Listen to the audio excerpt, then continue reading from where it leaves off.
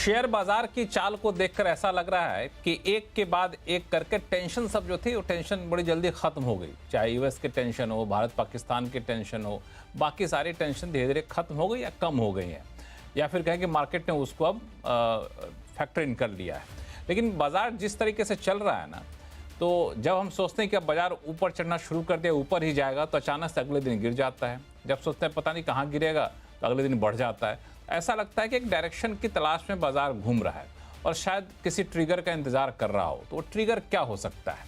इस बीच दो तीन डेवलपमेंट जो हुए हैं वो खास हैं। एक तो एफआई बीच बीच में एक दो बार अच्छी खासी बिकवाली कर गए। कई जगह प्रोमोटर ने अपने हिस्सेदारी शेयर बेच दिए। आईपीओ बाजार फिर से गुलजार होने लगा है। तो ये सब क्या संकेत दे रहे हैं? तो आज आवाज अड्डा में करेंगे इसी पर खास चर्चा। नमस्कार, मैं हूं लक्ष्मण राय और मेरे साथ विशेष मेहमान हैं मार्केट एक्सपर्ट सुदीप बंदोपाध्याय जी हैं, मार्केट मिथ इंडिया के head equity research Mayuresh Joshi ji हैं, फोर्ड कैपिटल के senior fund manager Parag Thakkar साहब हैं और इक्विटेंस रिसर्च एंड रैंकिंग के सीआईओ जसप्रीत सिंह अरोड़ा साहब हैं। और कुछ ही देर में हमारे साथ जुड़ेंगे सुनील सुवर्णम साहब, जो कि जाने माने मार्केट एक्सपर्ट हैं। तो आप सभी मेहमानों का बहुत बहुत स्वागत हमारे शो में। और पूरा हफ्ता ठीक ठाक रहा या उथल पुथल भरा रहा, क्या कहेंगे सुदीप जी इसको? उथल पुथल भरा रहा, बहुत अप्स एंड डाउन्स रहा। और ये वोलेटिलिटी कुछ हद तक ग्लोबल मार्केट से हमारे यहाँ आया है और ग्लोबल संकेतों का बहुत बड़ा रोल है इसमें, ये मैं मानूंगा। एफआईआईज के तरफ से अच्छा खासा बिकवाली देखने को मिला। बीच बीच में थोड़ा बहुत खरीदारी भी आया, पर वोलेटिलिटी बहुत जबरदस्त था। और हम लोग ये मानते हैं कि आने वाले टाइम में भी ये वोलेटिलिटी रहेगा, क्योंकि जो टैरिफ रिलेटेड जो पॉज ट्रम्प साहब ने किया था, वो पॉज का जो टाइम है वो खत्म होने को आ रहा है। और इसी के चलते तरह तरह के जो कंसर्न्स वो सामने उभर के आ रहे हैं। कितने देश ट्रेड एग्रीमेंट साइन कर पाएंगे, उसके पहले उसको उसमें कुछ एक्सटेंशन होगा नहीं होगा, कैसे यूएस का जो बजट है जो कि अप्रूवल के तरफ जा रहा है, वो कहा जा रहा है कि 3 से 5 ट्रिलियन डेफिसिट बढ़ा देगा, और क्रेडिट रेटिंग में फर्दर क्या इंपैक्ट आएगा यूएस का। ये सारे जो इश्यूज है ये एफआईआईज को परेशान कर रहा है और थोड़ा बहुत रिस्क अवर्शन एफआईआईज के अंदर देखने को मिल रहा है। तो मुझे लगता है कि थोड़ा बहुत सतर्क रहना निवेशक के लिए सही होगा, और volatility absolutely will be par for the course. बिल्कुल, थोड़ा सतर्क रहना अच्छा होगा। और आपने बड़ा अच्छा एक जो वजह बताई ना, वो ट्रम्प साहब का जो टैरिफ का डेडलाइन है। लेकिन डेडलाइन से पहले भी वो कई बार हेडलाइन बना दे रहे हैं। अब देखिए, अब खबर ये है कि उन्होंने कहा है कि अगर यूएस में एप्पल फ़ोन बेचना है तो आप यूएस का ही बना होना चाहिए। बाहर से लाओगे, इंडिया से या किसी और दूसरे देश से, तो आप पर हम लगा देंगे 25% ड्यूटी। अब इस तरह का जब ऐलान करेंगे तो मार्केट तो वाकई थोड़ा बहुत डर ही जाएगा। पराग ठक्कर साहब जी, आपने बिल्कुल सही कहा। मैं अभी यही कहने वाला था और मैं सुदीप जी से 100% सहमत हूँ कि मार्केट वॉलेटाइल ही रहने वाला है। बिकॉज एक तरफ ट्रम्प की जो टैरिफ की जो डेडलाइन है, जैसे सुदीप जी ने कहा, वो नजदीक आ रही है। आपने जो सही बोला कि कई बार वो डेडलाइन से पहले हेडलाइन बना देते हैं, और जो आज एप्पल के साथ हुआ है, कल हार्वर्ड यूनिवर्सिटी के साथ हुआ था, तो ये सब चलते ही रहने वाला है। और दूसरा एक मैटर ये है, सबसे इम्पोर्टेंट, जो फाइनेंशियल मार्केट को सबसे ज्यादा अफेक्ट कर सकता है, वो है बॉन्ड मार्केट। तो बॉन्ड यील्ड जो है, बॉन्ड वो मार्केट लॉन्ग का टर्म भी बॉन्ड, काफी वो यूएस और जापान के बॉन्ड यील्ड जो परसों, यूएस के बॉन्ड यील्ड 5% के ऊपर चले गए थे 30 ईयर के, और जापान के 3% के ऊपर चले गए थे। तो ये संकेत देता है कि इन कंट्रीज की डेफिसिट बढ़ती ही रहेगी। और ये जो ट्रम्प साहब का बजट है, जिसमें वो टैक्स काटने की बात कर रहे हैं, उससे और बढ़ेगी। राइट, टैरिफ से इन्फ्लेशन और बढ़ेगा। तो बेसिकली एक तरफ इन्फ्लेशन बढ़ रहा है, एक तरफ डेफिसिट बढ़ रही है। ये सब अच्छे संकेत नहीं है। तो इंडिया का मैक्रो बहुत सही है, क्रूड ऑयल नीचे है, करंट अकाउंट डेफिसिट कंट्रोल में है, टैक्स कलेक्शन 2,37,000 करोड़ हमने देखा अप्रैल महीने में। आरबीआई का डिविडेंड आ सकता है 3 लाख करोड़ रुपया। तो इंडिया की जो मैक्रो है, बैलेंस शीट है, वो एकदम सही है। लेकिन जो ग्लोबल चीजें हैं, वो उसको हम अवॉइड नहीं कर सकते। इसलिए मेरी राय भी यही है कि इन्वेस्टर्स को एकदम सतर्क रहना चाहिए। और 100% यह है कि जब मार्केट बहुत ज्यादा यूफोरिक हो, तब थोड़ा सा कैश पे बैठना चाहिए। और मार्केट जब बहुत ज्यादा पैनिक कर जाए, जैसे कि इंडिया पाकिस्तान के टाइम पे हुआ था, तब वो पैसा थोड़ा सा काम पे लगाना चाहिए, ताकि वो अल्फा जनरेट होता रहे, अच्छा रिटर्न मिलता रहे, रिस्क एडजस्टेड रिटर्न। और स्टॉक सिलेक्शन जो है वो अपने एडवाइजर को कंसल्ट करके अच्छे स्टॉक्स में, अच्छी बैलेंस शीट वाले, अच्छे प्रमोटर वाले कंपनीज में नीचे के भाव में खरीदे। वही अच्छी, मेरी तरफ से वही सलाह है इन्वेस्टर्स को। बिल्कुल। दरअसल मयूरेश जी के पास जाऊं और जसप्रीत जी के पास जाऊं, इससे पहले पराग साहब, एक सवाल जो आपने बॉन्ड वाली पूछी ना, उठाया कि बॉन्ड यील्ड वहां बढ़ता है तो एक रिस्क है, मुझे थोड़ा समझाइए एक आसान भाषा में, एक आम ऑडियंस के लिए, कि ये बॉन्ड यील्ड कैसे हमारे बाजार, इंडियन मार्केट को कैसे प्रभावित करता है, इससे क्या रिश्ता है इसका? बॉन्ड यील्ड जब बढ़ते हैं तो जब एक सीधा सा रिश्ता है कि अगर इंटरेस्ट रेट अगर बढ़ते हैं तो आपकी जो टर्मिनल वैल्यू है आज की, जो डिस्काउंटेड कैश फ्लो आप करते हो आज की वैल्यूएशन निकालने के लिए किसी भी कंपनी में, तो उसकी आज की वैल्यू गिर जाती है अगर लॉन्ग टर्म में इंटरेस्ट रेट बढ़ रहे हैं, राइट? तो ये एक फंडामेंटल चीज है। तो ये बॉन्ड यील्ड क्यों बढ़ रहा है? तो वो इसलिए बढ़ रहा है कि बॉन्ड इन्वेस्टर्स को ये लग रहा है कि ये कंट्रीज की डेफिसिट बढ़ती रहेगी, तो किस हद तक ये डेफिसिट को आप फंड करोगे, राइट? तो इसीलिए वो बॉन्ड बेच रहे हैं। तो बॉन्ड बेच रहे इसलिए वो बॉन्ड यील्ड बढ़ता जा रहा है। और वो बॉन्ड यील्ड बढ़ने से ये संकेत मिलता है कि अगर आपका इंटरेस्ट रेट बहुत ज्यादा बढ़ रहा है तो इक्विटी पी मल्टीपल जो है वो ज्यादा नहीं बढ़ सकता। तो फंडामेंटली जब इंटरेस्ट रेट बढ़ते हो, वो भी इस कारण कि ग्रोथ नहीं है, ग्रोथ के कारण बढ़ रहा हो तो अलग चीज है, ये बढ़ रहा है डेफिसिट की वजह से, डेट की वजह से, तो ये tension is a negative reason. और या तो इन्फ्लेशन की वजह से, बिकॉज टैरिफ आ रहा है, राइट? तो ये सब नेगेटिव रीजन, निगेटिव रीजन से अगर बढ़ता है तो फिर आपको टेंशन लेने की जरूरत है। इसमें सुनील सुब्रमण्यम साहब हमारे साथ जुड़ चुके हैं, बॉन्ड यील्ड पे भी काफी पैनी नजर रखते हैं। सुनील साहब, अभी पराग ठक्कर साहब कह रहे थे कि बॉन्ड यील्ड जो है ये भी एक रिस्क है बाजार के लिए, जिस तरीके से बढ़ रहा है और निगेटिव रीजन की वजह से बढ़ रहा है। आप कितना बड़ा फैक्टर इसको मानते हैं? नहीं, देखिए मेरी थोड़ी अलग विचार है यहाँ पर, क्योंकि ये अमेरिकन मार्केट के बारे में जो कह रहे हैं ये बिल्कुल सही है, मगर भारत के मार्केट में ना बॉन्ड यील्ड बढ़ रही है ना कोई नहीं, अमेरिकन मार्केट की बात कर रहे थे। नहीं, पराग ठक्कर साहब अमेरिकन मार्केट की बात कर रहे थे। पराग ठक्कर साहब, सही कह रहा हूं मैं? यस, मैं इंडिया, मैंने भी यही बोला कि इंडिया का मैक्रो जो है वो एकदम सही है और इंडिया का बॉन्ड यील्ड भी नीचे है, लेकिन ग्लोबल फ्लोज जो है वो ये यूएस बॉन्ड यील्ड और जापान बॉन्ड यील्ड के चलते चेंज हो सकते हैं। हाँ, ये इन्होंने कहा। सुनील जी, तो नहीं, वही मैं कह रहा हूँ कि क्या होता है कि जो वो कह रहे हैं कि बॉन्ड यील्ड जाने के कारण इक्विटी का रिस्क प्रीमियम बढ़ जाता है, वो सही है अमेरिकन मार्केट के लिए, मगर दिक्कत क्या है कि अल्टीमेटली कि बॉन्ड यील्ड जो, देखिए फेड का जो रेट्स होते हैं वो शॉर्ट टर्म में होता है और लॉन्ग टर्म की यील्ड है मार्केट की जो सोच। तो अगर लॉन्ग टर्म में यील्ड बढ़ रही है तो समझिए कि नॉर्मली डिमांड एंड सप्लाई होता है। अगर 10 साल का या 30 का इंटरेस्ट रेट बढ़ रहा है, क्यों? क्योंकि डिमांड है ना जो, और सप्लाई की बात होती है। तो मेरा मानना है कि ये क्रेडिट जो रिस्क डिफॉल्ट किया है मूडीज ने on top of the other to rating agencies, क्या अमेरिकन इकोनॉमी में कोई संकेत आने वाला है, इससे वो डर के दो चीज होते हैं इसमें। एक तो जैसे उन्होंने कहा इक्विटी में उनका जो रिक्वायर्ड रिटर्न होता है वो बढ़ता है, मगर सेकंड अगर वो डेट में निवेश करते हैं तो रिस्क फ्री उनको आज 4.5-10 साल की में मिल रहा है ना, बिना कोई रिस्क लिए। तो unless equity can beat that return, क्योंकि इक्विटी में रिस्क होता है, whereas यूएस गवर्नमेंट को लेंड करने में कोई रिस्क नहीं है, क्योंकि भले ही रेटिंग डाउनग्रेड हो, यूएस गवर्नमेंट को नोट प्रिंट करके वो रिपे करना है, तो कोई दिक्कत नहीं है कि डिफॉल्ट हो जाएगा। तो इशू है कि अलोकेशन में वो समझ रहे कि डेट सेफर है, क्योंकि एक यूएस गवर्नमेंट का है नो रिस्क इन रिपेमेंट और यील्ड भी बहुत अच्छी मिल रही है, तो एक डेट इक्विटी का रीअलोकेशन भी हो रहा है, इसके कारण उधर मार्केट पे दबाव आ सकता है। नहीं, मैं आपसे थोड़ा सा और स्पेसिफिक पूछूं आपसे कि पराग ठक्कर साहब ने कहा कि यूएस में बॉन्ड यील्ड का बढ़ना हमारे बाजार के लिए रिस्क है। आप एक लाइन में बताइए कि हमारे बाजार के रिस्क है कि नहीं? मैं दो तरह से समझता हूँ इसको। रिस्क है क्योंकि हर फंड जो अमेरिका से पैसा डालता है, दो चीज होते हैं, आइदर वो हेज फंड है जो अमेरिकन बैंक से बोरो करके यहाँ लेवरेज करके निवेश कर रहा है, तो उसकी बोरोइंग कॉस्ट बढ़ गई, तो उसकी एक्सपेक्टेड रिटर्न फ्रॉम इंडिया भी बढ़ गई, इसके कारण दिक्कत हो सकती है। सेकंड चीज यह है कि अगर उनको यूएस मार्केट में इक्विटी में डर लग रहा है बिकॉज ऑफ द रीजन अभी डिस्कस किया, तो उनको बाहर ढूंढना होगा रिटर्न के लिए। वहां पे इंडिया की तरह कोई और मार्केट की ग्रोथ रेट नहीं है, तो ये दोनों तरफा ये चाकू कट सकता है।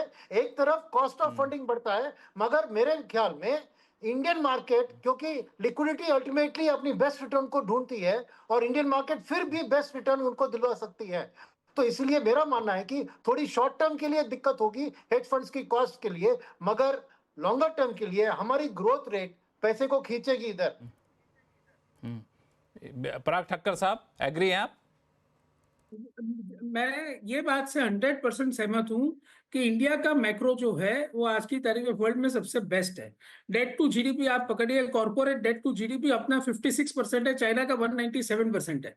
तो मैक्रो इज बेस्ट, लेकिन 25,000 के करीब निफ्टी पे अगर 1250 से 1300 की भी निफ्टी की भी अर्निंग मानू FY27 की, तो 20 पी हो चुका है। और प्रॉब्लम इंडिया में क्या है मैं आपको बोलता हूँ, इंडिया में due to whatever reason बड़ी कंपनीज में अर्निंग ग्रोथ की कमी है।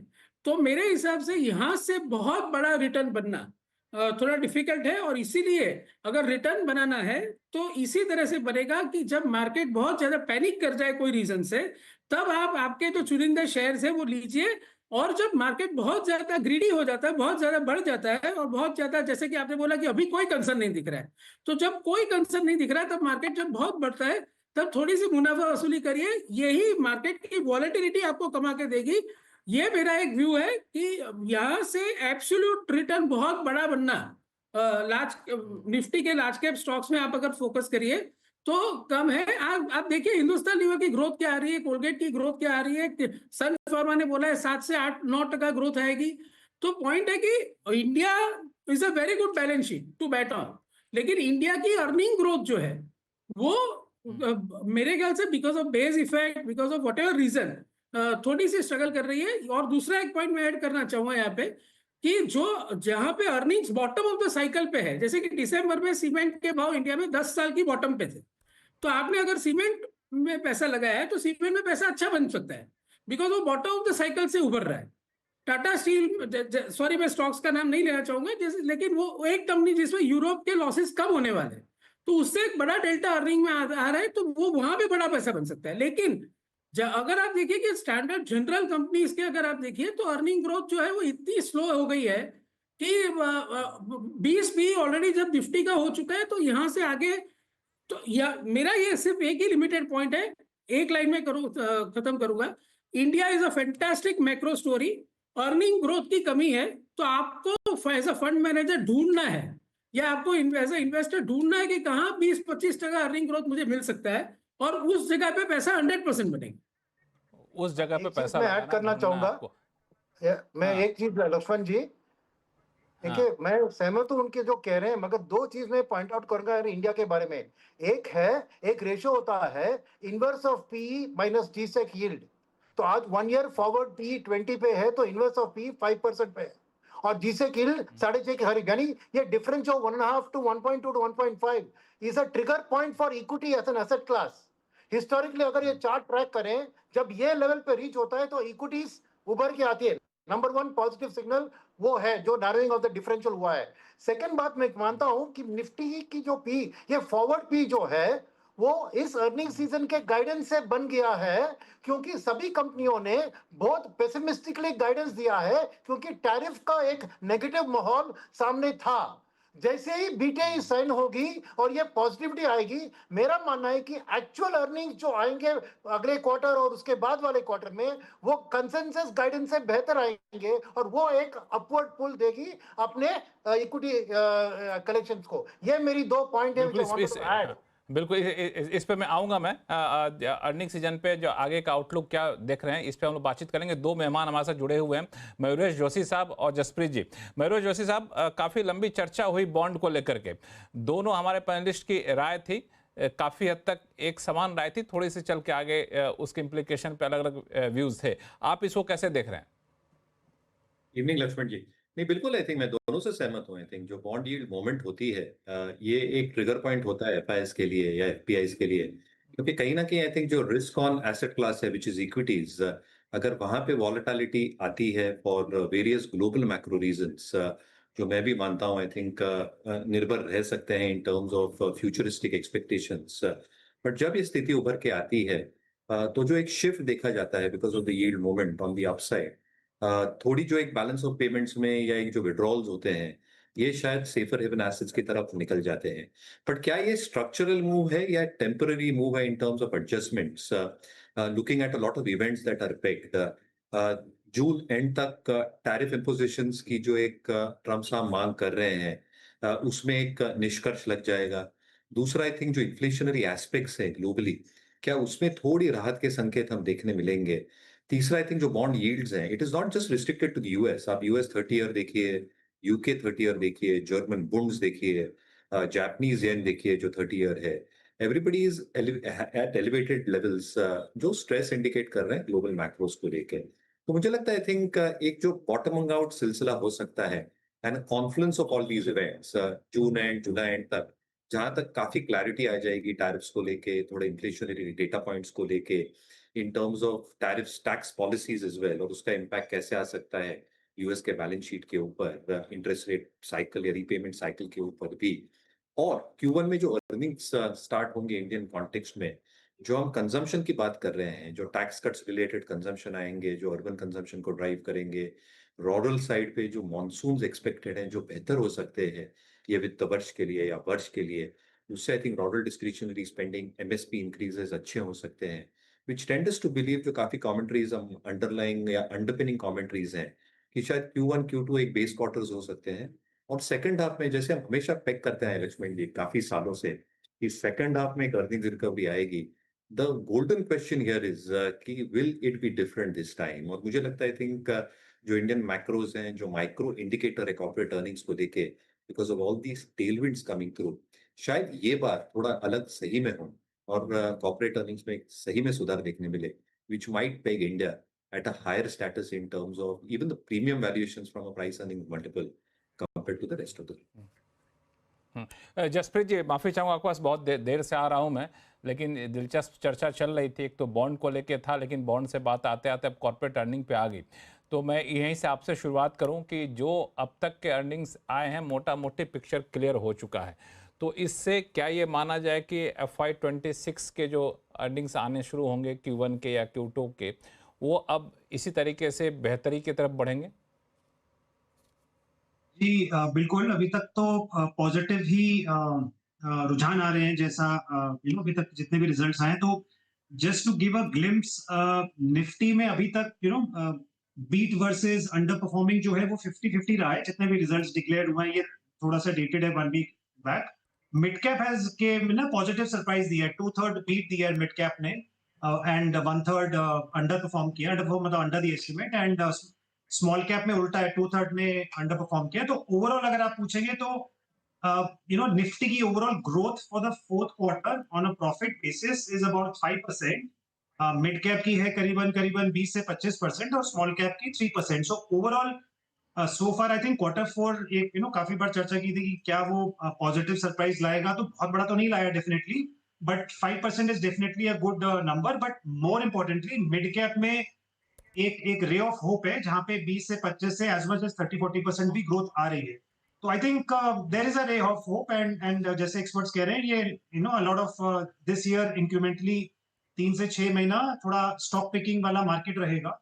एंड एक इंपॉर्टेंट पॉइंट जिसमें हाईलाइट करना चाहता हूँ, जो इंटरेस्ट रेट की बात चल रही थी, कि जो इंडिया और यूएस का जो डिफरेंशियल है वो भी बहुत इंपॉर्टेंट है। वो 20 ईयर लो पे आ गया है। सो 4.5 माइनस 6.3 और वाइस वर्सा 175 बिप्स 20 साल पहले देखा गया था, 2004 में, 2004-2005 वहां से गोल्ड मार्केट स्टार्ट हुआ था, या we were in the midst of that.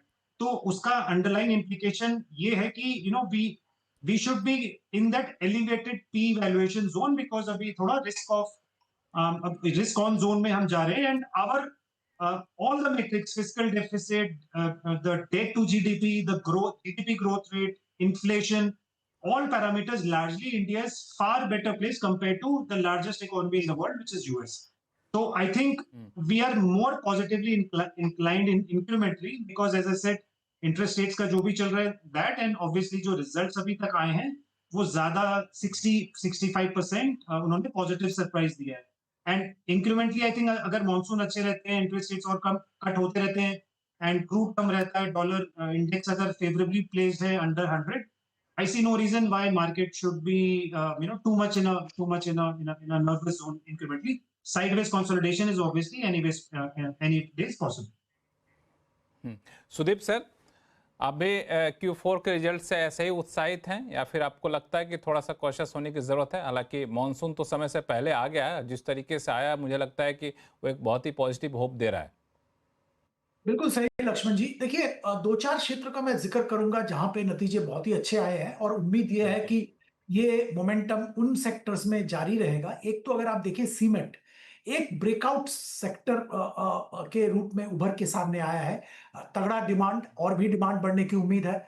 जो रॉ मटेरियल कॉस्ट और बाकी सारे कॉस्ट कंट्रोल में आ गया है, नीचे आ रहा है कंटिन्यूअसली। शायद कोकिंग कोल का कॉस्ट आगे चल के थोड़ा बढ़ भी सकता है, पर एक बहुत ही अच्छा पोजीशन में सीमेंट इंडस्ट्री आ गया है और प्राइसिंग पावर लग रहा है कि सीमेंट इंडस्ट्री के पास होगा। विद कंसीडरिंग कि कैपिटल एक्सपेंडिचर सरकार की तरफ से 11 लाख करोड़ का ऐलान है साल के लिए, तो कंस्ट्रक्शन इंफ्रास्ट्रक्चर में जबरदस्त पेंडिंग होगा, जिसमें सीमेंट का डिमांड तगड़ा रहेगा। तो सीमेंट एक सेक्टर सामने बहुत अच्छा आया है। दूसरा एक सेक्टर का मैं जिक्र करना चाहूंगा जहां पे भी आप कह सकते हैं ग्रीन शूट्स या पहला संकेत दिख रहा है रिकवरी का, वो है chemical, speciality chemical, agrochemical, fertiliser. ये क्षेत्र, it was a bombed out sector जो कहते हैं वो था, पर अभी सामने साफ दिख रहा है कि यहाँ पे एक बॉटम शायद रीच हो गया है और रिकवरी चालू हो गया है। तो ये भी बहुत ही पॉजिटिव है।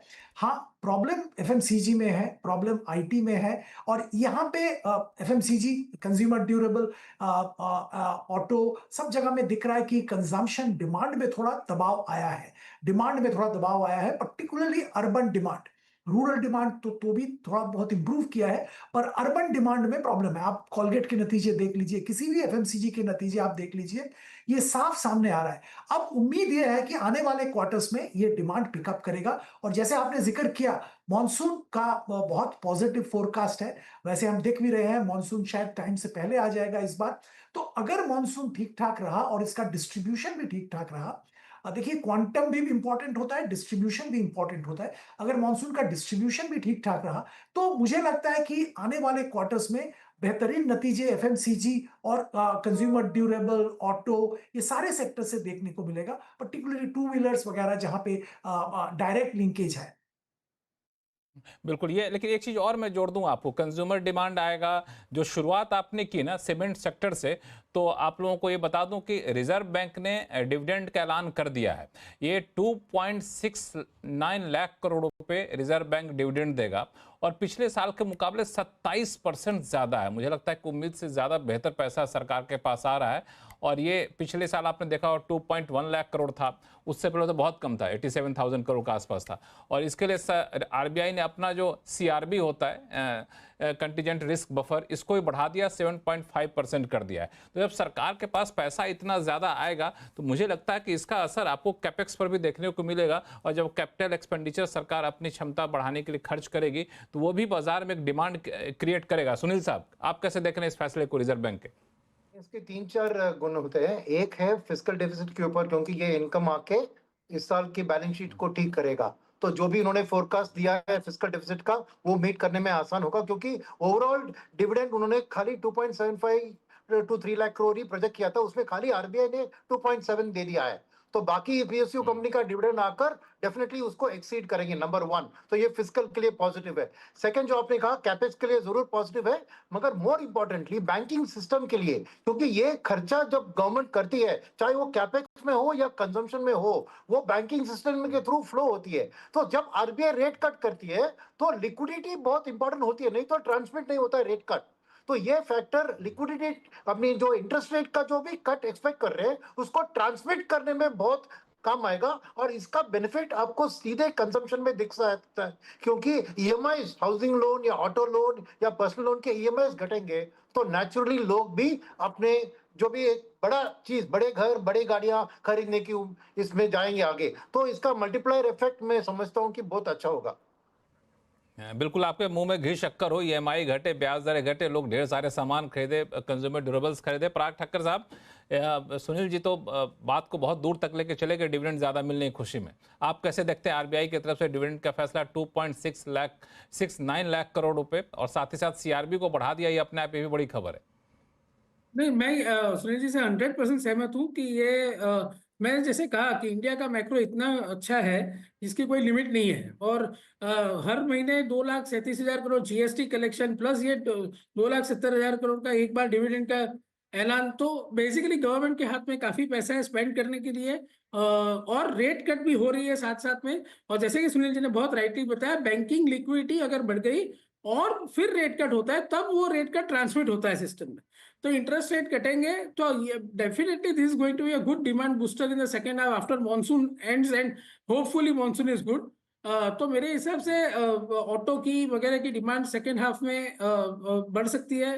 रियल एस्टेट में भी शायद बढ़ सकती है, बिकॉज रियल एस्टेट ऐसा सेक्टर है जो सबसे, घर खरीदने के लिए आदमी को सबसे बड़ी लोन चाहिए, तो वहां पे ईएमआई सबसे ज्यादा मैटर करता है। तो मेरे हिसाब से इसीलिए मैं बोल रहा हूँ कि इंडिया की जो मैक्रो है वो तो उसका कोई कंपैरिजन ही नहीं है। बट मेरा सिर्फ यही कंसर्न है कि अभी, और जैसे कि सुदीप जैन ने बोला कि अभी के अर्निंग्स काफी म्यूटेड है, बेस काफी बड़ा बन चुका है। जैसे अब हिंदुस्तान लीवर जैसी कंपनी हो, या कोलगेट जैसी कंपनी हो, या सन फार्मा जैसी कंपनी हो, इतनी बड़ी कंपनी हो, तो आपका बेस भी बहुत बढ़ गया है। तो यहाँ से इतना बड़ा ग्रोथ कर पाना आज के उनके पीई को जस्टिफाई करने के लिए वो थोड़ा सा डिफिकल्ट हो रहा है। यहाँ से इंडिया में 100% इंप्रूवमेंट आ सकता है अगर ग्लोबली चीजें बहुत ज्यादा नहीं बिगड़ती है तो ग्लोबली बहुत चीज ज्यादा नहीं बिगड़ते। एक तरीके से आप थोड़ा सा हेज करके चल रहे हैं, जाहिर सी बात है पैसा लोग लगा रहे हैं तो रिस्क कहाँ, ये भी देखना चाहिए। जसप्रीत जी, इस पे जो अभी सुनील जी ने कहा और पराग साहब ने कहा, दो बातें मुझे निकल कर आ रही है। क्योंकि आरबीआई एक बड़ा डेवलपमेंट हुआ है, बहुत दिन से लोग इसका इंतजार कर रहे थे। एक, कैपेक्स बढ़ेगा तो फिस्कल डेफिसिट का दबाव कम होगा और सरकार खर्च करेगी। दूसरा, बैंकिंग सिस्टम में लिक्विडिटी ज़्यादा आएगी। तीसरा, ब्याज दरें कम होगी। तो इन सब का असर आपके हिसाब से किन किन सेक्टर पे सबसे ज़्यादा पड़ेगा, और किस सेक्टर के लिए अच्छी खबर मानी जा सकती है, और जहां पोटेंशियल भी हो? लक्ष्मण जी, उसमें एक और पॉइंट जोड़ना चाहूंगा जो काफी टाइम से थोड़ा चर्चा में चल रहा है, जीएसटी रेट रैशनलाइजेशन। जो इंक्रीमेंटली मनी आएगा तो शायद उधर भी गवर्नमेंट थोड़ा सा सॉफ्टली उसको देखने की कोशिश करेगी, एंड उसका larger motive boosting the economy भी था। तो आई एम श्योर वो भी कहीं ना कहीं, काफी टाइम से वो चर्चा में, बट अभी तक आया नहीं। तो लार्जर पॉइंट, एक और पॉइंट आप ऐड कर सकते हैं। अब इंक्लूडिंग दैट कहाँ कहाँ इम्पैक्ट होगा, आई थिंक जो सेक्टर्स हैं एट द कोर लेवल, चाहे वो रिटेल है, उसको छोड़ दीजिए जसप्रीत, जीएसटी को फिलहाल छोड़ दिया जाए, जो हो गया उस पर चर्चा कर लेते हैं। इस आरबीआई के डिविडेंड का किस किस सेक्टर पर असर पड़ेगा? नहीं, तो वही कह रहा हूँ कि जो लार्जर क्रेडिट फ्लो आप जो बोल रहे हैं, credit flow to the economy रहेगी, कंजम्पशन रहेगा, तो उसमें जो 3 C's हैं, credit, consumption and capital expenditure, वो तीनों ही क्षेत्रों में उसमें आपको इंक्रीमेंटल बेनिफिट देखने को मिलेगा। और उसमें इमीडिएटली तो कुछ आता नहीं है, because everything takes time, it takes time. तो तीनों ही सेक्टर्स में, सो क्रेडिट में पूरा banking sector, BFSI, see the other, consumption में all the consumer discretionary, FMCG नहीं, द सेमी डिस्क्रिशनरी, अल्ट्रा वाले भी नहीं, semi discretionary, retail, footwear, travel tourism, hotel वाले। And third is capital expenditure, जहां पे इमीडिएटली जो केपेक्स ड्रिवन है, जो आप भी बोल रहे थे। तो all the 3 C's will see a boost in that sense. Mayuresh Joshi साहब, ये फैक्टर तो है ही, बाकी ओवरऑल आपको मार्केट के स्ट्रक्चर को देखकर क्या लग रहा है कि अगर सेक्टोरल लोग कुछ पिक करना चाहें तो किस सेक्टर पर सबसे ज्यादा फोकस करना चाहिए? लक्ष्मण जी, हमारे अनुमान में आई थिंक जो हम रेटिंग रैंकिंग्स देखते हैं और जो हम डेटा एनालाइज कर रहे हैं काफी वर्षों का, काफी दशकों का, हमें लगता है I think from immediate near term perspective, यानी अगले 3 या 4 तिमाही की बात करूं, तो जो डोमेस्टिक ओरिएंटेड थीम्स हैं, I think they should continue doing well. यहाँ पे जैसे पराग जी ने कहा, सुनील जी ने कहा, सुदीप भाई ने कहा और जसप्रीत भाई ने कहा, I feel the same as well. I think credit, consumption and capex, I think ये जो 3 C's हैं, I think they should dominate, and these are expected to get dominated for various reasons. पहले I think government capex काफी तगड़े रहने की उम्मीद है, जिसके वजह से इंफ्रास्ट्रक्चर स्ट्रोक मैन्युफैक्चरिंग ग्रोथ काफी तगड़ी रह सकती है। और इसलिए मुझे लगता है चुनिंदा इंफ्रा और मैन्युफैक्चरिंग कंपनीज जहां पे गवर्नमेंट केपेक्स का सपोर्ट रहेगा, ये काफी अच्छा रह सकता है। At some point of time I think the expectation now is that private capex जो लैग कर रहा है इकोनॉमी में, that should start coming back. और अगर प्राइवेट केपेक्स वापस आता है तो कहीं ना कहीं एक इंक्रीमेंटल डबल बूस्टर डोज मिल जाएगा इंफ्रास्ट्रक्चर स्ट्रोक कैपिटल कंपनीज को। कंजम्पशन एक बहुत ब्रॉड बेस्ड थीम है लक्ष्मण जी मेरे हिसाब से, क्योंकि anything and everything can get included in consumption. अब आइसक्रीम खाने तक, फुटवेयर लेने तक, सिनेमा घर जाने तक, I think anything can probably get classified as consumption. पर हमें जो लगता है, आई थिंक जहां इकोनॉमी लैग कर रही थी, जो लोअर एंड ऑफ कंजम्पशन था, because of the tax cuts that have got announce, because of expectations of better monsoon जो रूरल इकोनॉमी को सपोर्ट करेगा, जो लोअर स्पेक्ट्रम ऑफ कंजम्पशन है, जो lower priced items as an example, apparel below 1,000 rupees, 800 odd rupees, footwear in that similar range.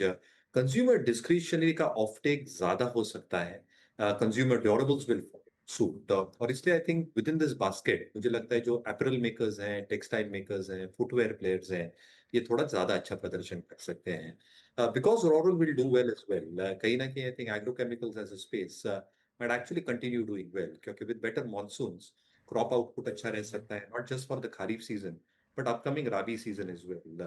काफी backward integration हो रही है, an entire China plus one, specifically in terms of a lot of export oriented themes, अगर वो textile हुए या जैसे सुदीप भाई ने कहा, in terms of very very niche plays when it comes to specialty chemicals, I think ये sectors थोड़े बेहतर कर सकते हैं, क्योंकि यहाँ पे जो earnings saliency रह सकती है, top line growth, better margin performance and expected bottom line growth which should improve significantly, एक जो टॉप डाउन होगा इन टर्म्स ऑफ अर्निंग्स पेडिग्री, ये शायद अच्छा रह सकता है चुनिंदा सेक्टर्स और leadership stock with in this sectors.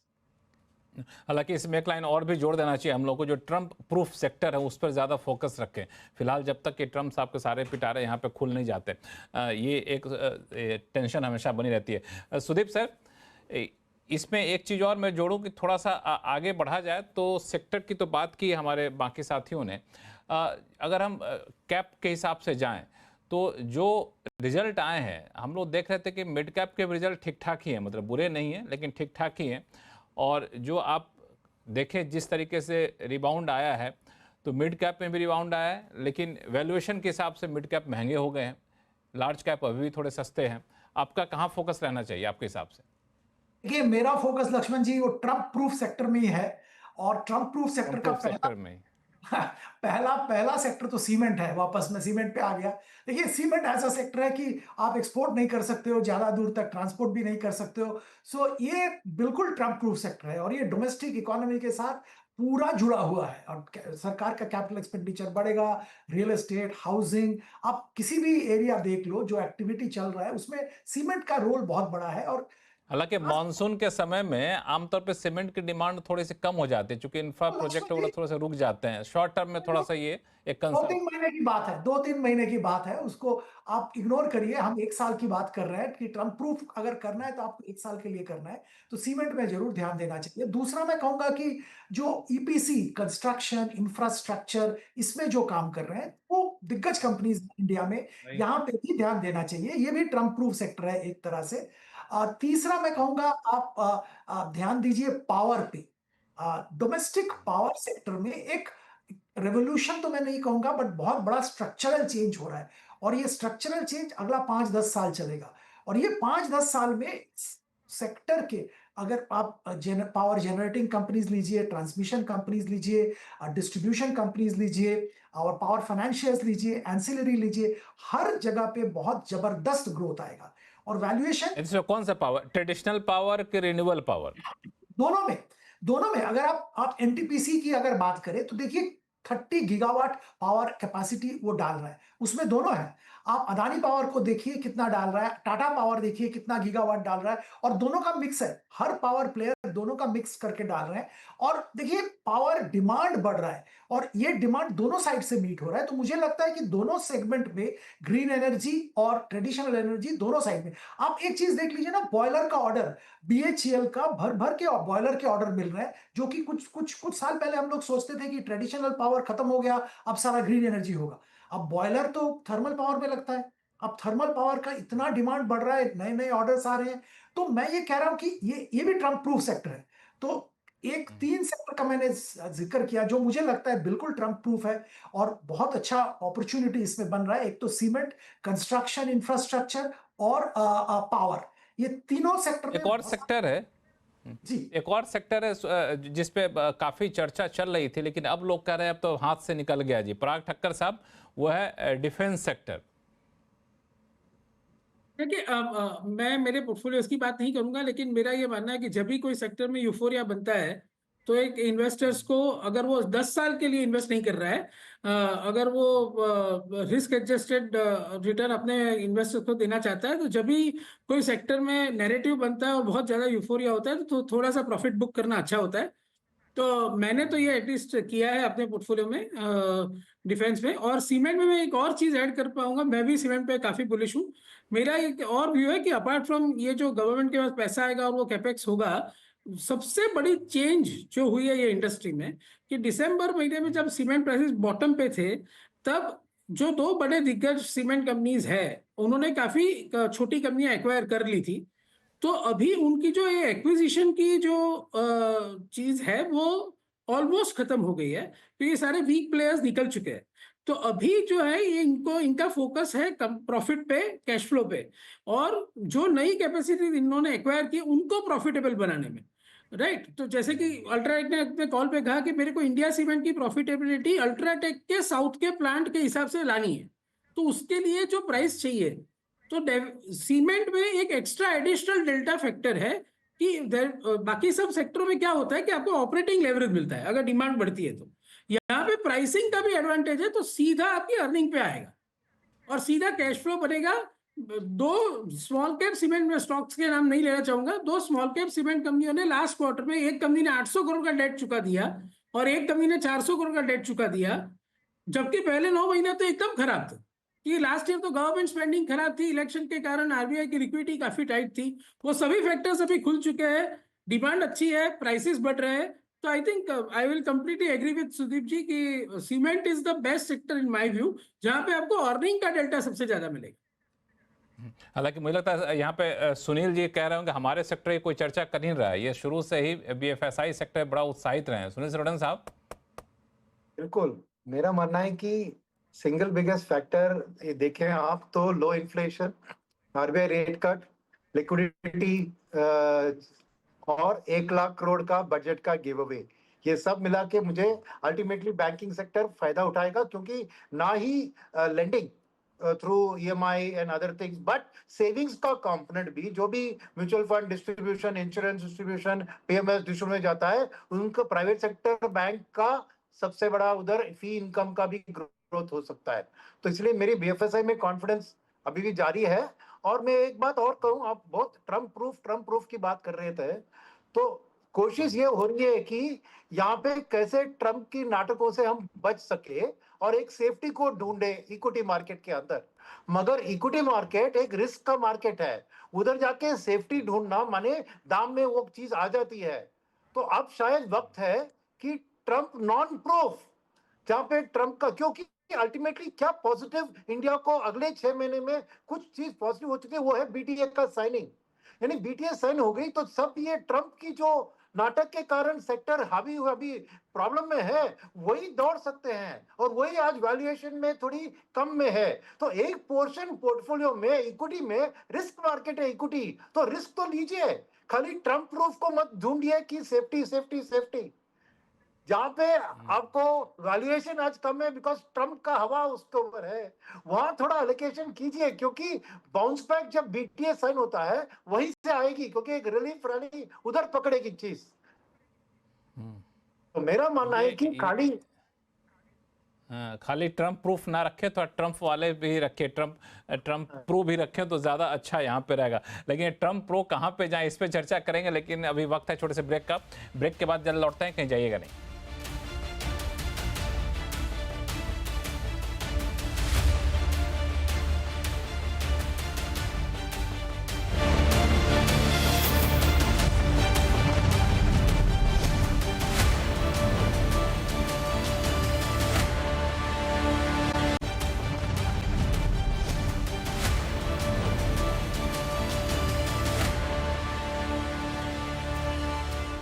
Break के बाद एक बार फिर से आपका स्वागत। हम लोग चर्चा कर रहे हैं कि बाजार में क्या सारी टेंशन दूर हो गई है या फिर अभी भी थोड़े से सतर्क रहने की ज़रूरत है।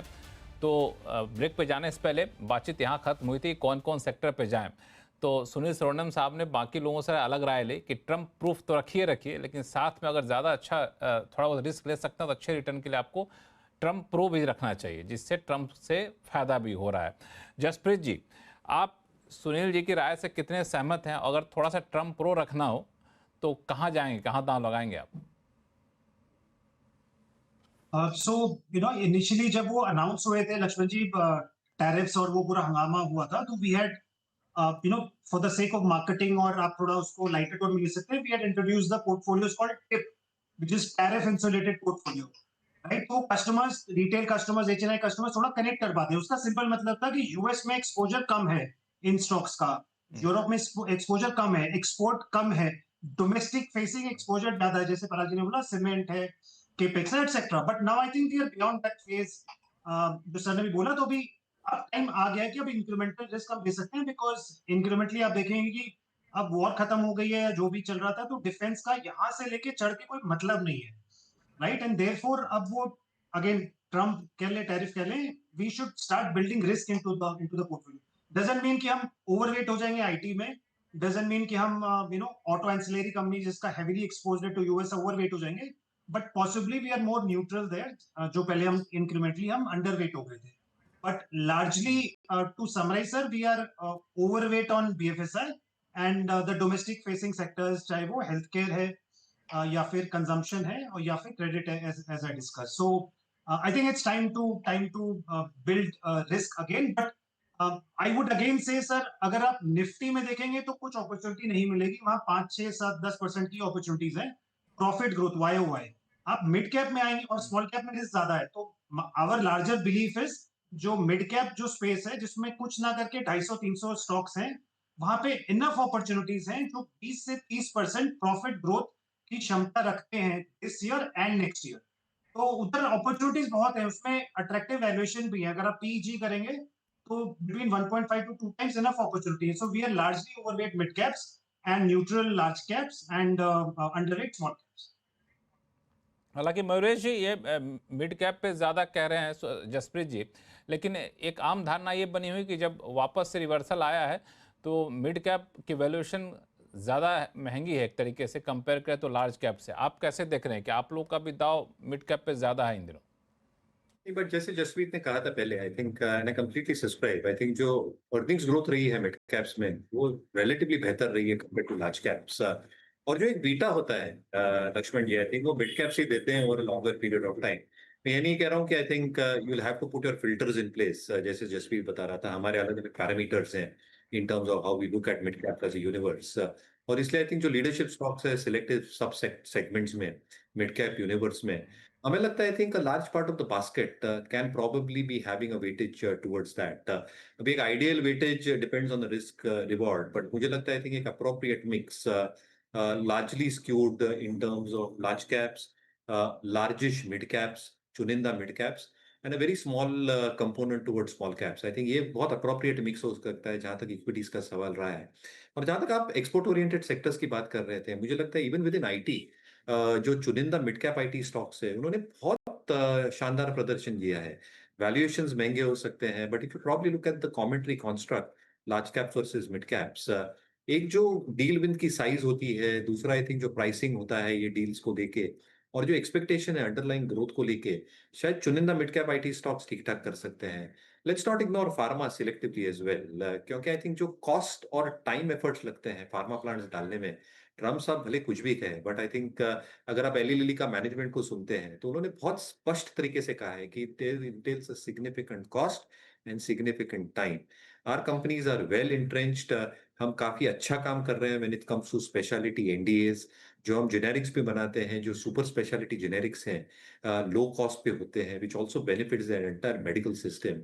आज आउटसोर्सिंग कॉस्ट मेडिकल को लेकर large part of the population in the US is not covered by Medicaid, और इसलिए मुझे लगता है I think selectively export oriented sectors including textiles, I think जो अंडरलाइन कॉमेंट्रीज हम भाप रहे हैं, जो हम सेंटिमेंट्स भाप रहे हैं, कहीं ना कहीं I think there are couple of stocks जहां पे यूएस एक्विजिशंस हुए हैं, And even if Trump policies come through in terms of larger tariffs on textiles, I think thoda ye shielding karta hai because of the acquisitions and greenfield expansion that one company is probably doing within the US market itself. तो मुझे लगता है I think completely ignore नहीं करना चाहिए export oriented sectors को भी.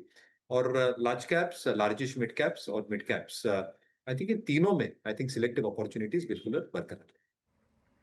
हालांकि मेरा एक चीज़ और मानना है, सुदीप बंदोपाध्याय साहब आप बताइएगा इसको, कि ट्रम्प साहब जो कहते हैं उसको बिल्कुल फेस वैल्यू पे लेना ठीक है नहीं, खासतौर से मार्केट के पार्टिसिपेंट को, क्योंकि उनकी हमेशा कोशिश रहती है कि इतना ऊंची डिमांड कर दो कि बाद में नेगोशिएट करते करते बीच में आके कहीं रुक जाएंगे, जो बहुत भी थोड़ा बहुत ही मिल जाएगा. अब चीन के साथ देखिए कहाँ से कहाँ पहुँच गया करके. अब जो फार्मा के बाद मयूरेश कह रहे थे, तो फार्मा को जिस तरीके से हड़काया उन्होंने, वो संभव ही नहीं था उसको इम्प्लीमेंट कर पाना. बीच में कहीं जाके रुकेंगे, आपसी समझौता होगा. तो ये भी देखना होगा कि कितना प्रैक्टिकल है उनकी डिमांड और कहाँ जाकर ये सेटल हो रही है. बिल्कुल सही कह रहे हैं लक्ष्मण जी. उनका सुनने को आता है कि उनका नेगोशिएशन का टेक्निक और टैक्टिक ये है, और ऐसे ही वो करते हैं हर चीज में. मैं तो टिप्पणी करना नहीं चाहूंगा ये स्ट्रेटेजी पे, पर when you are running a country like US, I don't know whether it's the right thing to do और नॉट, क्योंकि मार्केट के लिए तो ये भयंकर स्थापित होता है. और जितना वोलेटिलिटी हम लोग पिछले लोग अब ट्रंप को यूएस से अलग हट कर देखने लगे, ट्रंप और यूएस को अलग अलग एंटिटी के तौर पर लोग देखने लगे. जी, वो सही बात है, देखना भी शायद चाहिए, पर मुश्किल है क्योंकि वो यूएस के प्रेसिडेंट है, और उनका जो भी कहते हैं, जैसे आज कहा कि आईफोन का जिक्र कर रहे थे कोई कि 25% टैरिफ लगेगा, कहीं नॉन यूएस मैन्युफैक्चर्ड आईफोन पे 25% टैरिफ लगेगा. अब ये देखिए उन्होंने बता दिया तो मार्केट रिएक्ट करने लग जाएगा. और बाद में इसी में बताइए सुदीप जी कि आईफोन ऐसा तो एलिमेंट है नहीं ना कि एक आईफोन है जो एक ही देश में बनता हो. आईफोन के 50 कंपोनेंट हैं, कोई इंडिया में बनता है, कोई यूएस में बनता है, कोई ताइवान में बनता है, कोई चीन में बनता है. आप कैसे कह सकते हैं कि नहीं जी बस आईफोन आप यूएस में बनाओ? संभव ही नहीं है, कैसे पॉसिबल है? बिल्कुल ठीक कह रहे हैं आप. और पर अगर ट्रम्प साहब ऐसा इंप्लीमेंट करते हैं कि कोई भी आईफोन इंपोर्ट होके, मतलब देश के बाहर से यूएस आ रहा है, उस पर 25% टैरिफ लगेगा, तो सारे आईफोन बाहर से ही आ रहे हैं, तो अभी तो सारे आईफोन पे टैरिफ लग जाएंगे, यूएस में प्राइसेस बढ़ जाएंगे, तो मतलब कंप्लीट डिसरप्शन हो जाएगा. सो पता नहीं एप्पल के शेयर प्राइस कहाँ अभी खुलेगा, कहाँ खुला है, पर इम्पैक्ट जरूर आएगा. तो ये बहुत मार्केट के लिए बहुत डिस्टर्बिंग है, और ये डिस्टर्बेंस चालू रहेगा, ये खत्म नहीं होने वाला है बहुत जल्दी, क्योंकि मुझे तो लगता है कि मिड टर्म इलेक्शन जब तक नहीं होता है तब तक ये स्थिति सुधरेगी नहीं. मिड टर्म इलेक्शन के बाद शायद सुधर सकता है, क्योंकि वो इलेक्शन में अगर मतलब ऐसे नतीजे आ गए जिससे कि रिपब्लिकन्स दबाव में आ जाए, तो शायद एक कंट्रोल्ड वे में ऑपरेट करना चालू करेंगे. पर मिड टर्म इलेक्शंस तक तो मुझे लगता है ऐसा ही चलता रहेगा.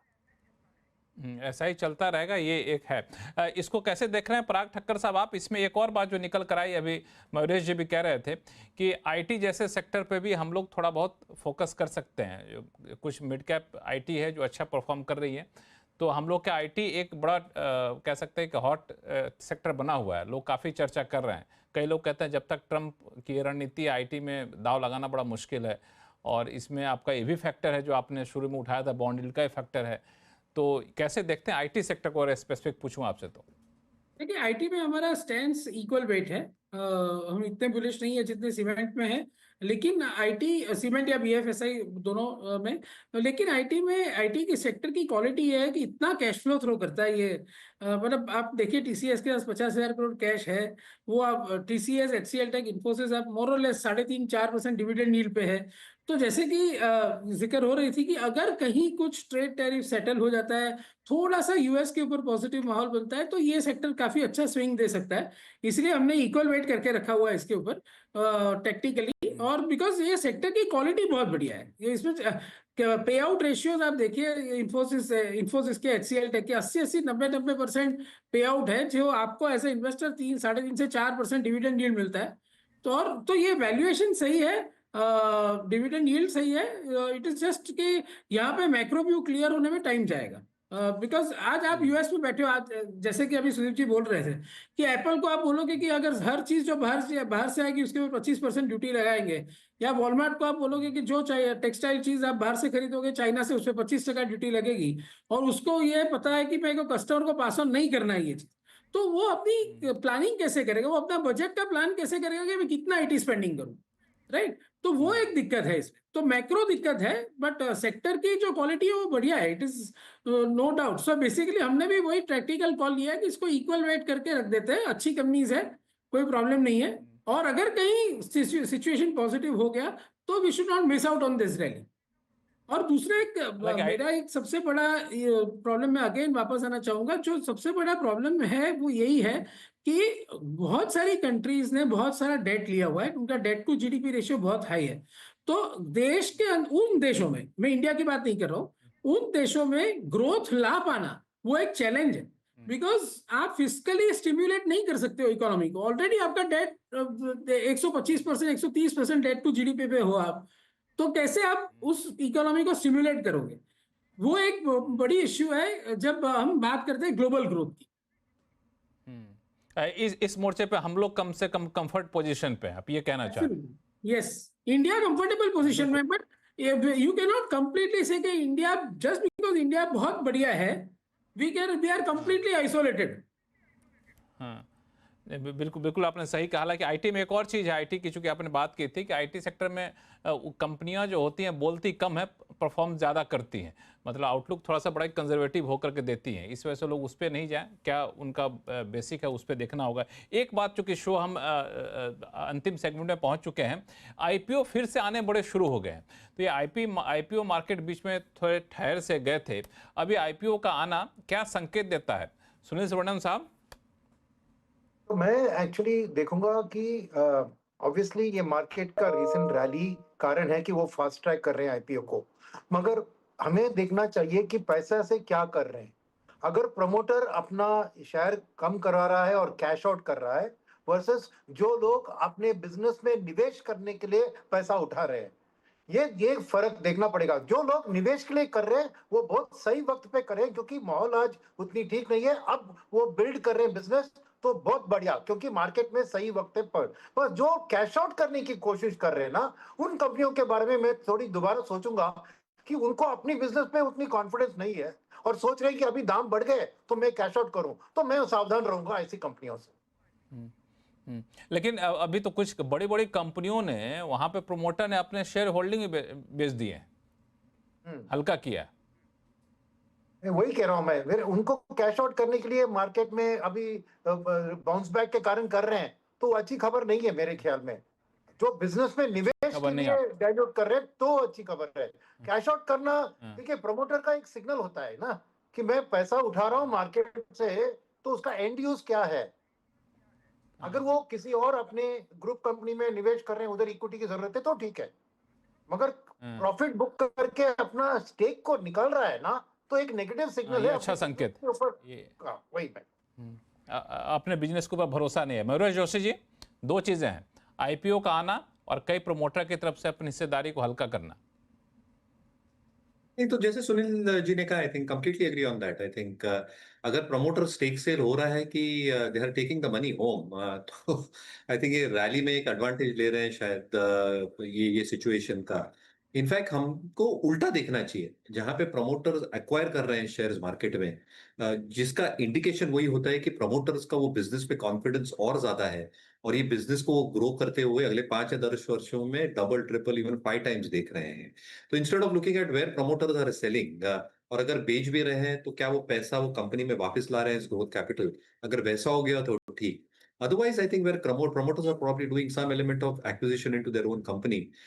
मेरे हिसाब से I think that is even more a positive sign, जो promoter confidence companies में दिखाते हैं और अपने स्टेक सेल्स या अपने स्टेक्स बढ़ाते हैं। तो मुझे लगता है नजरिया इस तरह से ज्यादा बेहतर होगा देखने के लिए कंपनी। बिल्कुल सही कहा। सुदीप जी, ये इसको क्या ये भी माना जाए कि शायद प्रमोटर को ये भी लगता है कि पता नहीं बाजार जिस तरीके से बढ़ रहा है बढ़ता ही रहेगा, या फिर आगे कहीं फिर गोता न लगा तो जो भी बन पड़े बेच के निकल जाओ फिलहाल? लक्ष्मण जी, मैं सुनील जी और मयूरेश जी से सहमत हूं, पर एक मुद्दा यहाँ पे मैं बताना चाहूंगा जहां पे मैं कुछ हद तक सहमत नहीं हूं। देखिए, प्रमोटर इंडिविजुअल हो सकता है, प्रमोटर प्राइवेट लिमिटेड कंपनी हो सकता है, और प्रमोटर पीई फंड भी हो सकता है। अगर वो फंड है और अगर वो बेच रहा है तो उसमें मुझे कोई गलती नहीं दिखती है, क्योंकि उनका काम वो है।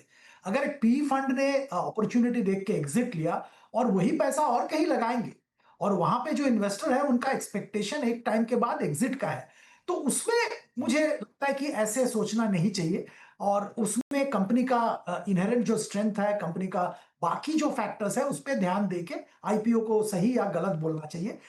सिंपली बिकॉज प्रमोटर एग्जिट कर रहा है वो ठीक नहीं है। पी फंड या कोई फंड अगर बेच रहा है तो उसके कॉन्टेक्स्ट में ये एप्लीकेबल नहीं है, मैं इतना ही बताऊंगा। बाकी मार्केट माहौल ठीक हुआ है तो आईपीओज आ रहे हैं और मैं ये हमेशा मानता हूं कि देखिए इंडियन मार्केट का डेप्थ बढ़ना चाहिए। इतना पैसा बाहर से आ रहा है और आने वाले दिनों में भी भगवान करे तो पैसा आता रहेगा और अगर मार्केट का डेप्थ ना बढ़े तो वही सेम चीज ओवर वैल्यूड हो जाएगा। आज डिफेंस हम सबको लगता है ओवर वैल्यूड है, अगर डिफेंस में अगर और 25 कंपनी होता तो ये ओवर वैल्यूएशन शायद नहीं आता, क्योंकि लिमिटेड गिने चुने कंपनीज हैं तो वैल्यूएशन सेम आप जाके वही Hindustan HAL, BEL, Cochin shipyard, garden reach यही लेते रहोगे तो वैल्यूएशन बढ़ेगा ही अनरियलिस्टिक लेवल पे। अगर इसके इंस्टेड ऑफ दिस अगर हमारे पास 25 और कंपनीज होता तो वैल्यूएशन इतना नहीं बढ़ता। तो मार्केट का डेप्थ बढ़ना जरूरी है और उसके लिए आईपीओ आना जरूरी है। मैं तो ये भी मानता हूं कि सरकार के तरफ से बहुत सारे ऐसे कंपनीज हैं जहां पे उनको स्टेक बेचना चाहिए और ये बहुत ही अच्छा होगा मार्केट के लिए अगर सरकारी कंपनीज का भी स्टेक बिके टाइम पे। बिल्कुल, ये इस पे सरकारी कंपनी का स्टेक बिकता है तो मार्केट में भरोसा बढ़ता है, सरकारी कंपनियों के प्रति भरोसा बढ़ता है। चूंकि आईपीओ की बात की तो मैं एक रिसर्च रिपोर्ट देख रहा था कि जनवरी 2024 से लेकर के 101 आईपीओ आए जिसमें से 58% ने पॉजिटिव रिटर्न दिया है और 42% यानी 45% जो है सो वो आईपीओ प्राइस से नीचे पर ट्रेड कर रहे हैं और सिर्फ 6% आईपीओ ऐसे हैं जिन्होंने इन्वेस्टर्स के पैसे को डबल कर दिया है। तो ये तो रहा फैक्ट। और दूसरा, जो आईपीओ आ रहे हैं उसमें पैसा लगाना है कि नहीं लगाना, उसमें हमारे बाकी मेहमानों ने बड़ा सही सटीक आपको पैमाना बता दिया है। तो आईपीओ में अगर आप पैसा लगा रहे हैं तो इसका ध्यान रखिएगा और पैसा कहाँ लगाना है तो अलग अलग मौके पे अलग अलग हमारे पैनलिस्ट ने बहुत ही अच्छे अच्छे सेक्टर बताए हैं, वो लगाइएगा। रिस्क आपका, अपने इन्वेस्टमेंट एडवाइजर से पूछ के लगाइए। लेकिन आप सही मेहमानों का बहुत बहुत धन्यवाद हमारे शो में जुड़ने के लिए। तो आवाज़ अड्डा में फिलहाल इतना ही। देखते रहिए CNBC आवाज़। नमस्कार।